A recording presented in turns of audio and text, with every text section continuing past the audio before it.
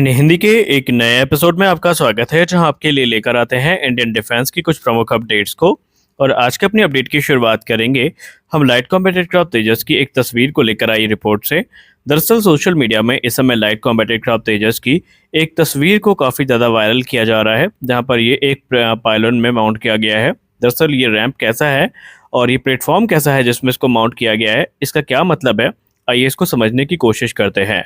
दरअसल रिसेंटली जो एक वायरल इमेज सामने आई है सोशल मीडिया पे, इसमें लाइट कॉम्बैट एयरक्राफ्ट तेजस को एक रोटेटिंग प्लेटफॉर्म पे माउंट होता दिखाया गया है।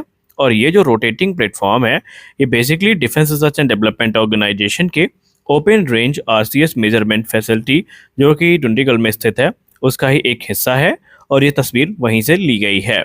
अगर हम ऑरेंज की बात करें तो ये बेसिकली जो डीआरडीओ है उसकी एक क्रूशल टेस्टिंग फैसिलिटी है जहां पर एग्जिस्टिंग डिफेंस प्लेटफॉर्म और इसके अलावा जो फ्यूचरिस्टिक वेपन सिस्टम है इनकी टेस्टिंग की जाती है।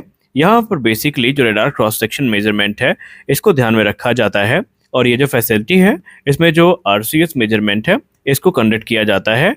और सबसे खास बात यहाँ पर ये है कि ये जो प्लेटफॉर्म है यहीं पे टेस्टिंग पूरी होती है और इसीलिए आपने लाइट कॉम्बैट एयरक्राफ्ट तेजस की ये जो फोटो है इसको देखी है।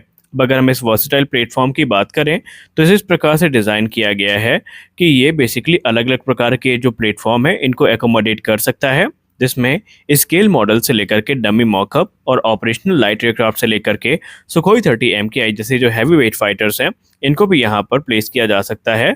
और जो कह सकते हैं ये पूरी फैसिलिटी है यहाँ पर बेसिकली जो आरसीएस मेजरमेंट है वो किया जाता है। अब आप सबको तो पता ही है कि लाइट कॉम्बैट एयरक्राफ्ट तेजस का जो इवोल्यूशन है वो लगातार चलता रहेगा। तेजस मार्क 1A इसका लास्ट वेरिएंट नहीं होगा। अगर आप 2022 या 23 में आई कुछ महत्वपूर्ण रिपोर्ट्स पर नजर डालें तो आपको इसका अनुमान लग जाएगा स्पष्ट तौर पर कि लाइट कॉम्बैट एयरक्राफ्ट तेजस प्रोग्राम कितना व्यापक तौर पर फैला हुआ है। आपको याद होगा इससे पहले लाइट कॉम्बैट एयरक्राफ्ट तेजस का एक विंड टनल मॉडल काफी चर्चा में आया था जहां पर हमें डुअल रैक पायलन्स देखने को मिले थे। जी हाँ, लाइट कॉम्बैट एयरक्राफ्ट तेजस के लिए जो डुअल रैक पायलन है इनको कंसीडर किया जा रहा है। इसमें होता यह है कि एक ही पायलन में ये 2 शॉर्ट रेंज की एयर टू एयर मिसाइल जो है वो कैरी करने में सक्षम होगा।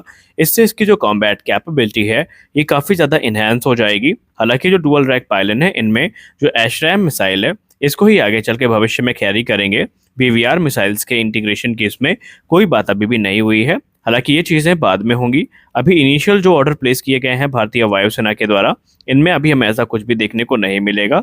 इसके अलावा लाइट कॉम्बैट एयरक्राफ्ट तेजस में आने वाले भविष्य में जो विदेशी पार्ट्स हैं उनको चरणबद्ध तरीके से इंडिजनाइज किया जाएगा और इन सब के लिए ज़रूरी जो अध्ययन है वो इन्हीं प्रकार की फैसिलिटीज़ में किए जाते हैं। और ये पता लगाया जाता है कि अगर हम कोई स्ट्रक्चरल चेंजेस कर रहे हैं तो उसका प्रभाव रडार क्रॉस सेक्शन पे कितना पड़ेगा और एयरक्राफ्ट की जो ओवरऑल स्टेल्थ कैपेबिलिटीज़ हैं वो कितनी ज़्यादा प्रभावित होंगी। अब इसमें स्पष्ट है कि लाइट कॉम्बैट एयरक्राफ्ट तेजस कोई स्टेल्थ एयरक्राफ्ट नहीं है और इसकी भी अपनी लिमिटेशंस हैं, लेकिन यहाँ पर पूरा ये इंश्योर किया जाता है कि एयरक्राफ्ट की जो कैरेक्टरिस्टिक्स हैं ये किसी प्रकार से प्रभावित ना हो। हालांकि तेजस को लेकर इस समय छोटी छोटी बातों पर चर्चाएं इसलिए भी तेज हो जाती हैं क्योंकि हम लोग भावात्मक रूप से भी इस प्रोग्राम से जुड़े हैं और तेजस हमारे लिए हमेशा से एक गर्व का विषय रहा है। और आपको तो पता ही होगा कि हाल ही में तेजस मार्क 1A की जो प्रोग्राम डायरेक्टर हैं इनमें एक नया चेहरा हमें देखने को मिला है जहां पर श्रीमती पद्मावती जी अब इस प्रोग्राम को लीड करेंगी और हम ये उम्मीद कर रहे हैं कि उनके नेतृत्व में ये प्रोग्राम और रफ्तार को पकड़ेगा और भारतीय वायुसेना को जो पहला एयरक्राफ्ट है ये काफ़ी कह सकते हैं एक नियमित समय अंतराल पर मिलता रहेगा। हालांकि अगर पहले एयरक्राफ्ट की बात करें तो वो हमसे कुछ ही दिन की दूरी पर है।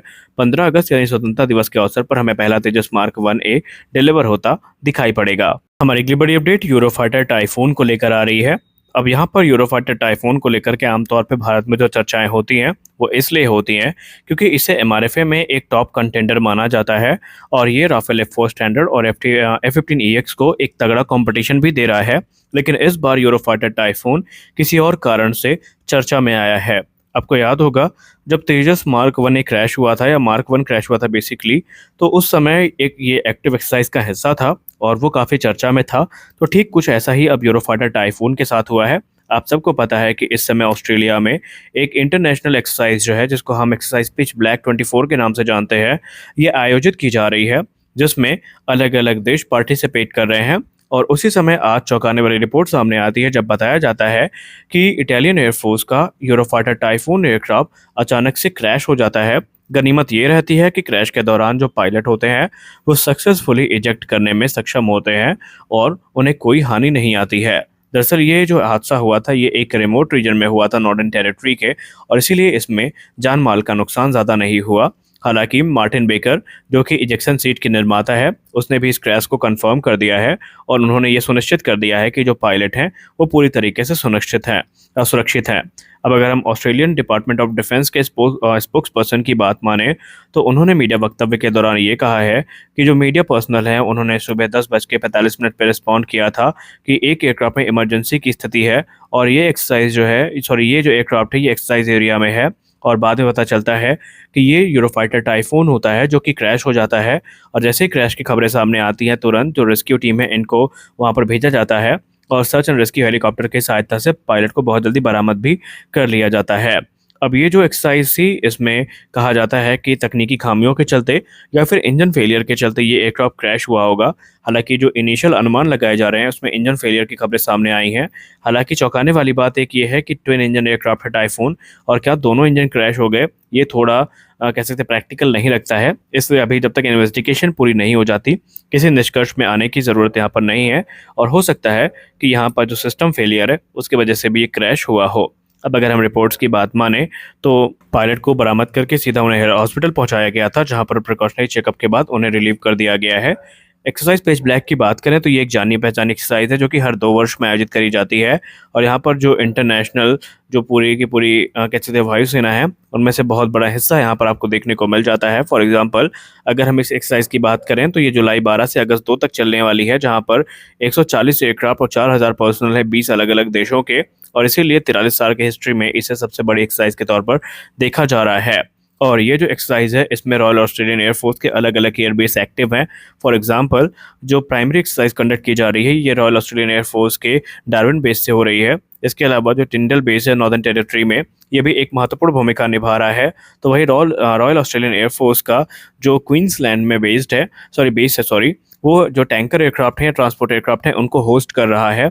और पहली बार हुआ था जब ये यूरोफाइटर टाइफून यहाँ पर क्रैश हुआ हो, और ये इटली के लिए पहली बार था कि ये 19 देशों के साथ मिलकर के इतनी बड़ी एक्सरसाइज का हिस्सा बनी हो और उस दौरान ये क्रैश हुआ है। अब टाइफून के विषय में चर्चा इसलिए भी हो रही है क्योंकि टाइफून भारत में एमआरएफए प्रोग्राम में प्रबल दावेदार के तौर पर देखा जा रहा है, और इस दौरान अगर जाहिर सी बात है एयरक्राफ्ट क्रैश होगा तो इसमें चर्चा होना स्वाभाविक है। हालांकि जब तक इन्वेस्टिगेशन रिपोर्ट आ नहीं जाती क्रैश के सही कारणों का पता लगाना थोड़ा मुश्किल है, लेकिन हम उम्मीद करते हैं कि इस प्रकार के जो हादसे हैं वो देखने को ना मिले, क्योंकि जाहिर सी बात है कि इस हादसे के बाद पूरे दिन की जो उस समय कार्यप्रणाली थी उनको स्थगित कर दिया गया है, और जो एक्सरसाइज है वो अगले दिन के लिए सुनिश्चित की गई है।